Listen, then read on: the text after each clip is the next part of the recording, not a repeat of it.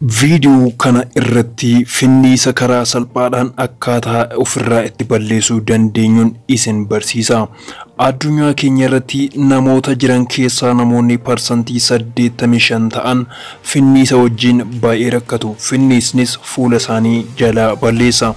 Kabajamtoota hordoftoota chaanaalii Shimeemaan barnoota baay'ee faayidaa qabeessa ta'een isiniif qabadhee dhufe. Bakkuma jirtanitti nageenyi keessan dachaadhaan isiniif haa dabalu. Namoonni haaraa taatan barnoota akkanaa yeroo hundumaa argachuudhaaf chaanaalii keenya subscribe gochuudhaan maatii chaanaalii keenya ta'a. Karuma barnoota keenya isa baay'ee faayidaa qabeessa ta'eetiin isin dabarsa. Barnoonni keenya osoo hin jalqabin dura namoonni finniisa fuula keessan irraa balleessanii fuulli keessan immoo erga finniisni badee booda bakki finniisni irraa bade gugurraacha'ee hafe yookiin akka bool'aa ta'e hafe akkamitti akka sirreessuu dandeessan yookiin akkamitti waan gugurraacha kana ofirraa itti balleessuu dandeessanis barnootuma kana keessatti argattu. Hanga xumuraatti viidiyoo keenya daawwadhaa.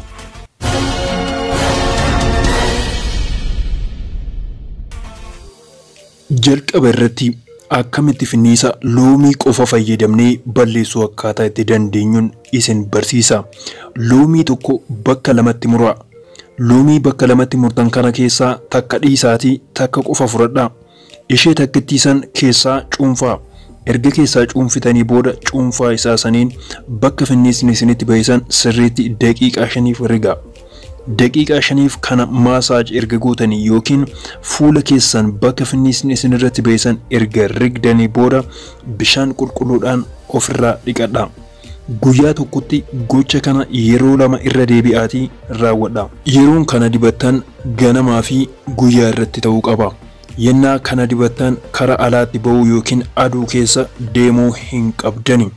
Torbanitti yeroo 2 qofa kana raawwadhaa. Gaafa loomii kana dibattan torban keessatti jechuudha guyyoota 2f fayyadamaa. Guyyoota kana addaan faffageessaa. Fakkeenyaaf isa tokko wiixata yoo dibattan isa kaan immoo gaafa guyyaa jimaataa yookiin gaafa guyyaa jummaa dibadhaa. Faayidaan loomii kanarraa argattan finniisni isinirra jiru akka isinirraa baduu fi kan biroo haaraan xixiqqaan akka isinitti hin baaneef faayidaa ol aanaa qaba. Gara barnoota itti aanu kan birootti ceena.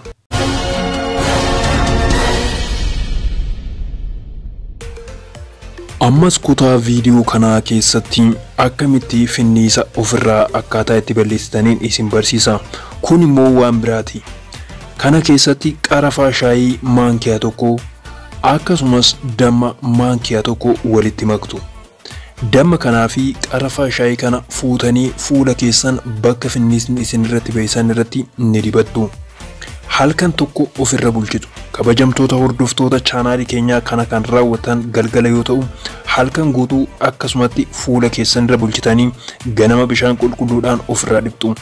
Dammii fi qarafaan shaayii finniisa fuula keessan irra jiru haala nama dinqisiisuun ganama tokkoon fuula keessan irraa balleessuudhaaf humna guddaa qabu. Haa ta'u malee barnoonni ani hanga ammaa isin barsiisaa jiru wantoota gugurraacha'anii fuula keenya irratti hafaniif isin hin fayyadan.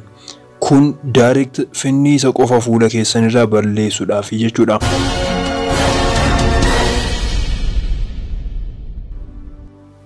Ammas akkaataa fuula keessan irraa finniisa itti balleessuu dandeessaniin isin barsiisa. Barnoonni wanta gurraacha fuula keenya irratti bahu ittiin balleessinu kanatti kan aanudha. Haa ta'u malee amma kanneen isinitti agarsiisaa jiru fuula keessan irraa akkamitti finniisa akkaataa itti balleessitan kutaa sadaffaa isaati. Viidiyoon kun viidiyoowwan baay'ee of keessaa kan qabudha. Barnoonni jalqaba irratti isinitti agarsiise yookiin kan loomiis adda isaatti hojjeta. Kan dammaa fi qarafaatis adda isaatti hojjeta. Kunniin hundi isaanii dhufanii walitti makaman jechuudha. Adda isaatti. Kan loomii fayyadamuu yoo barbaadan adda isaatti fayyadamaa. Kan dammaa fi qarafaa fayyadamuu yoo barbaadan adda isaatti fayyadamaa. Hargisaa yookiin oliveeraa yookiin isa afaan Amaariffaatiin reet jedhamu waan kana waan inni isinitti agarsiisaa jiru kana jechuudha. Jiidha isaa kan akkanumatti fuula keessan dibattu. Isuma kana kaastanii fuula keessan dibattu bakka finniisni isinirra jiru san jechuudha. Fuula keessan irratti daqiiqaa 5 rigaa yookiin maasaaj godhaa fuula keessan bakka finniisni irra jiru san sirriitti ittiin sukkuma. San booddee daqiiqaa 10 yookiin hanga daqiiqaa 15. Daqiiqaa 10 irraa hanga daqiiqaa 15 fuula keessan irra tursiisa. Sanitti aansuudhaan bishaan qulqulluudhaan fuula keessan irraa dhiqadhaa. Kana torbanitti yeroo lama irra deddeebi'aatii fayyadamaa. Saffisaan fuulli keessan baay'ee qulqulluu isiniif ni ta'a.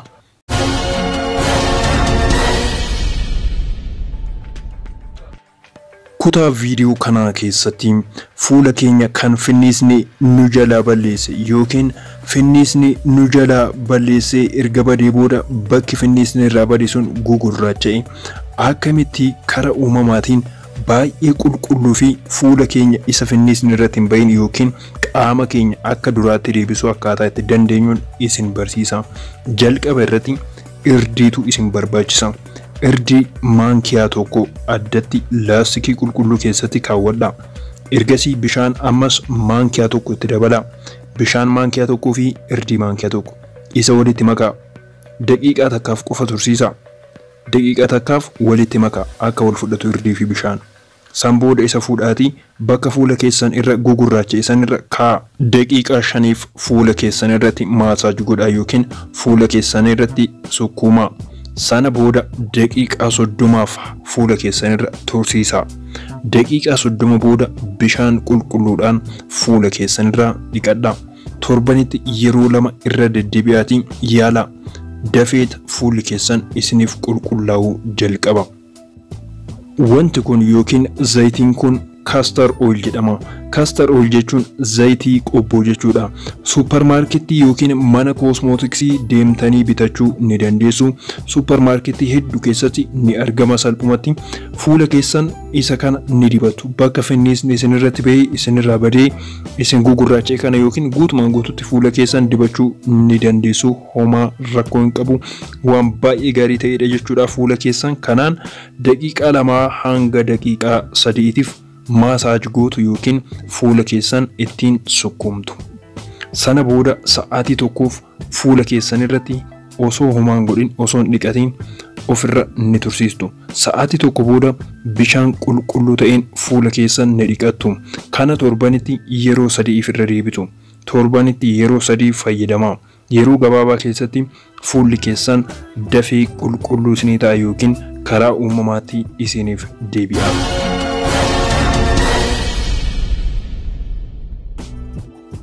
Viidiyoo kana kutaa kana keessattis kanneen isin barsiisu finniisni bakka irraa bade akkaataa itti sirreessuu dandeenyudha.